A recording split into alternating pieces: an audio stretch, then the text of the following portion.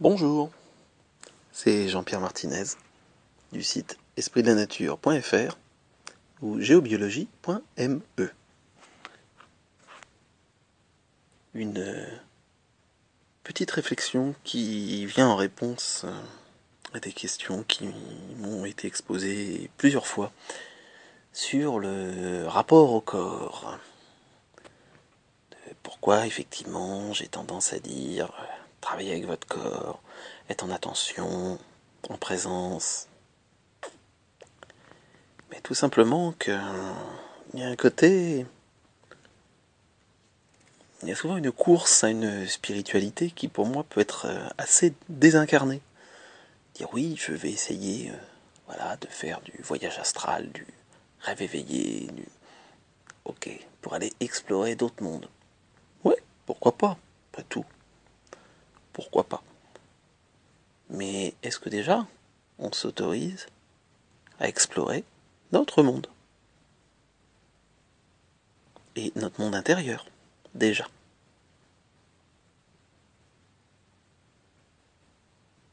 Cette logique de fuite, parce que bien souvent elle est là,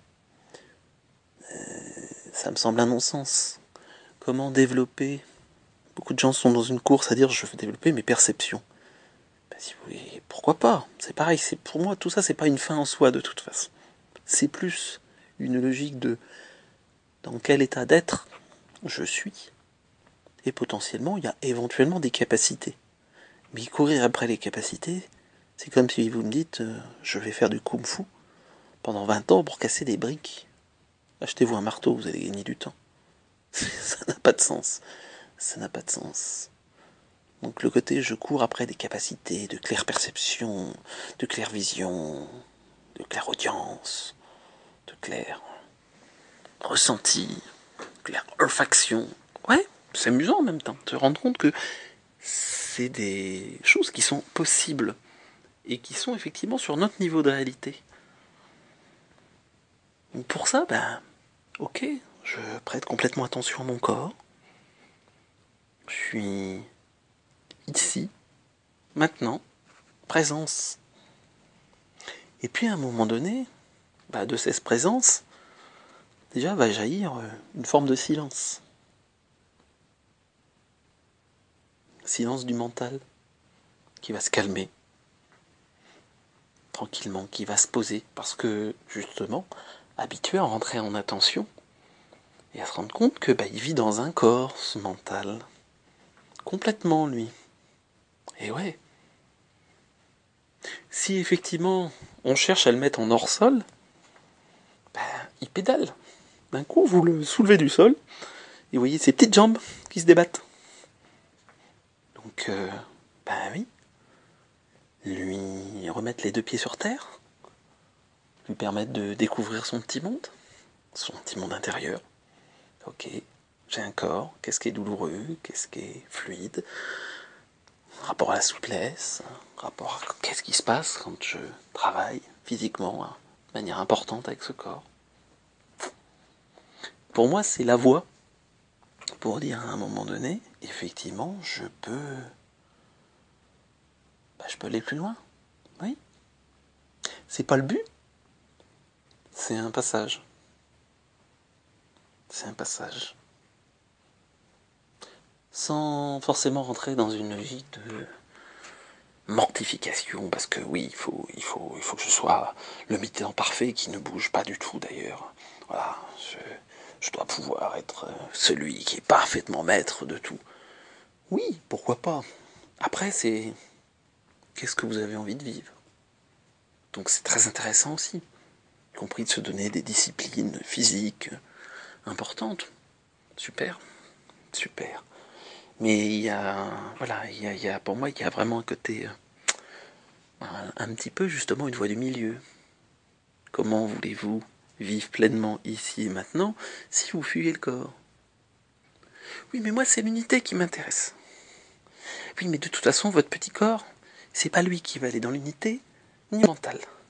Ça, c'est sûr. Alors, il sert à rien. Mais il est là. Il est là. Et vivez pleinement ce film. Vivez pleinement ce film. c'est quand même dommage, à mon sens, de fuir. Alors que bon, vous êtes dans ce film. Oui, oui, mais bon, c'est qu'une illusion.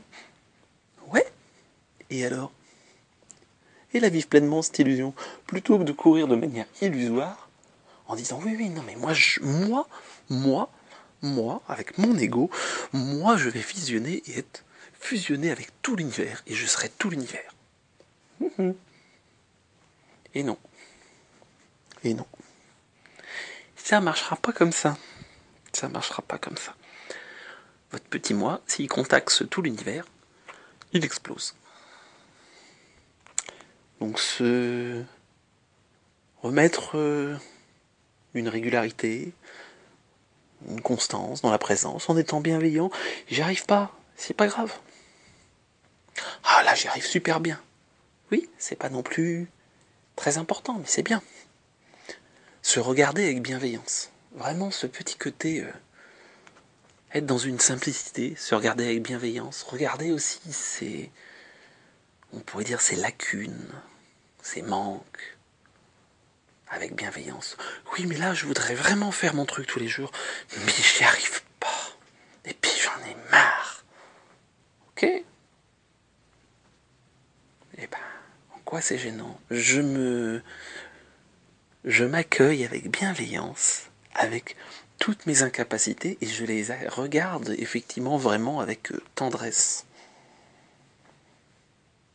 Parce que, de toute façon, tendresse, ça ne veut pas dire je m'en foutisme.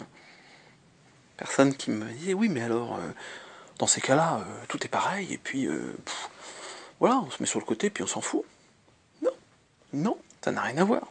C'est pas parce que de toute façon vous allez vous retrouver mal que ça va servir à quelque chose. Ça va rien amener de plus. Ah mais là, j'ai pas réussi, quoi. Je voulais pas m'énerver, je voulais pas me mettre en colère quand même, parce que la colère c'est quand même pas gentil. Et que non, faut pas être en colère. Voilà, si on est dans le cœur et dans l'amour, déjà faut forcément être végétalien, et puis faut pas se mettre en colère, sinon c'est pas bien. Oui, pourquoi pas. Mais ça c'est encore, c'est du concept mental. C'est du concept mental. Donc après, bon, vous voyez. Oui ou là, oui mais il y en a marre, parce que je veux me battre contre ce monde.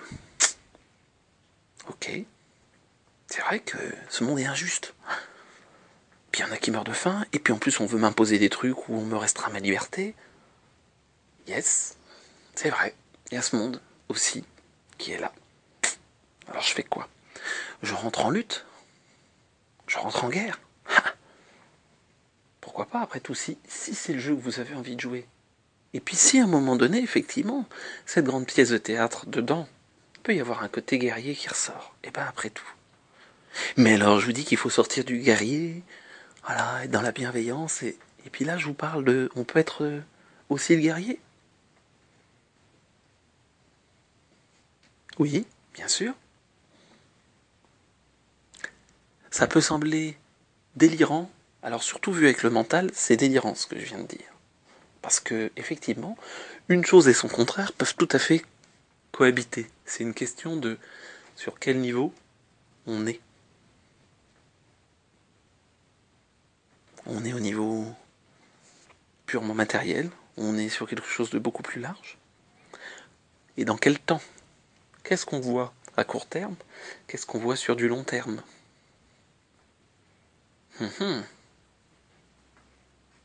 Ce qui peut être bien peut être mal à un moment donné. Pour reprendre des exemples, vous savez qu'en France, nous avons eu un condamné à mort qui est devenu président. Il n'y a pas si longtemps que ça. Hein. Il s'appelait Charles de Gaulle. Il a été condamné à mort et puis il a été président. Après, je ne porterai pas de jugement bien mal. Juste de dire que, en tout cas, la notion du bien et du mal n'est pas forcément toujours dans le sens du vent, on va dire, de l'histoire à un moment T. Donc, comment on met de la perspective? Pour revenir sur cette histoire de... Alors, guerrier, pas guerrier? Vous choisissez. Et de regarder en disant, bah, je joue à un jeu. On peut tout à fait, à un moment donné, être complètement centré en disant l'action juste, voilà, c'est de poser ça. Et en fait, c'est pas une logique guerrière, c'est une logique de je pose l'action juste. La nuance peut sembler faible, oui, elle peut sembler faible. Mais justement, c'est généralement dans les détails où c'est drôlement important. Alors pour en faire hurler à certains, comment je peux mettre une claque à un enfant? Pas pour libérer mon émotionnel que je n'arrive plus à gérer, mais parce que par exemple c'est l'action parfaitement juste pour lui. Je n'ai pas parlé de le tabasser. Hein. Je reprends cet exemple parce que c'est un grand maître éveillé qui à un moment donné avait fait ça alors qu'il y avait en plus plein de monde autour de lui et tout le monde avait dit ah mais quand même c'est pas possible. Et l'histoire dit que une dizaine d'années après cet enfant est revenu le voir, il avait grandi, il avait bien grandi et est revenu le remercier parce que cette claque lui avait fait effectivement, l'avait remis exactement au bon endroit. Comment je pose quelque chose qui me semble en fait en disant je suis là et je suis complètement dans l'action juste dans ce que je fais. Même si ça peut être de la violence, même si, ok, je suis en fait vraiment en bienveillance envers l'autre au moment où je le fais. Pas simple ça, hein, pas simple. Et non, ça demande d'être bien centré et bien à l'écoute justement de son corps, d'être au clair avec son émotionnel, de se mettre en transparence, de justement de sortir cette logique de bien-mal qui en fait conditionne, on se transforme, c'est le chien de Pavlov, pour dire je suis simplement dans l'action juste. Et l'action juste, c'est pas celle qui va être justement dans le sens du vent actuel. Et parce que c'est bien de faire comme ça. C'est parce que c'est l'action juste. Elle jaillit, c'est là. Elle peut jaillir d'ailleurs de cette part connectée à l'unité. Bah oui. Mais pour ça, il faut laisser de l'espace. Bref, voilà, un petit peu de blabla sur le rapport au corps. J'espère que ça répondra à quelques-unes de vos questions. Et puis, voilà, c'est toujours un plaisir, y compris, n'hésitez pas à faire un petit retour sur le forum. C'est intéressant, ça, mon ego aime bien ce petit côté-là, le Jean-Pierre, qui est bien ici, dans son mental. Ah, bon alors, ça a servi à quelque chose ou pas? Ah oui, hein, parce que quand même, si je fais des choses et puis qu'on ne fait pas de retour, qu'est-ce qui se passe? Et oui, avoir l'humilité aussi de dire, bah oui, moi j'ai besoin de ça, à un moment donné. J'ai besoin de retour. Bah oui, après tout. Si je fais quelque chose et que j'ai pas de retour, bah après tout, je le garde pour moi. Surtout qu'en plus, quand c'est des personnes qui m'ont demandé, qui ont posé une question, et qui du coup, je dis, bon, je sais pas, ça leur convient, ça leur convient pas. Bref, partage, coévolution, dans les deux sens. Bien sûr, il y a moi ce que j'envoie, mais il y a aussi ce que je reçois. Et c'est ça qui est drôlement bien. Ben oui, parce que ce Jean-Pierre, même si à un moment donné, ok, mais alors, faut savoir, il y a des moments donnés, il nous cause d'unité, comme quoi il est plus ou moins dans l'unité. Ouais, c'est louche cette histoire. Bah, ça n'empêche que j'ai aussi, voilà, le petit Jean-Pierre, qui vit son expérience d'humain, bien incarné. Et puis voilà, même si, ouais, le côté émotionnel s'est bien calmé ces derniers temps, bien. Après un mois de janvier très agité, c'est très amusant. Cette logique effectivement de rapport à l'unité, de rapport à vraiment avoir touché du doigt ce côté-là et à l'incarner plus au quotidien. Bah ouais. C'est pas inaccessible, bien sûr. C'est pas forcément d'ailleurs en cherchant que c'est là. Sortir de la logique. Moi, je veux ça. Si vous êtes dans le je veux, c'est toujours votre petit ego qui cherche. Pour moi, la voie, c'est transparence. Je me mets en transparence. J'accepte de regarder toutes mes insuffisances, toutes mes petites bassesses, tout ce qui est ah non mais là ça va pas. Ben oui.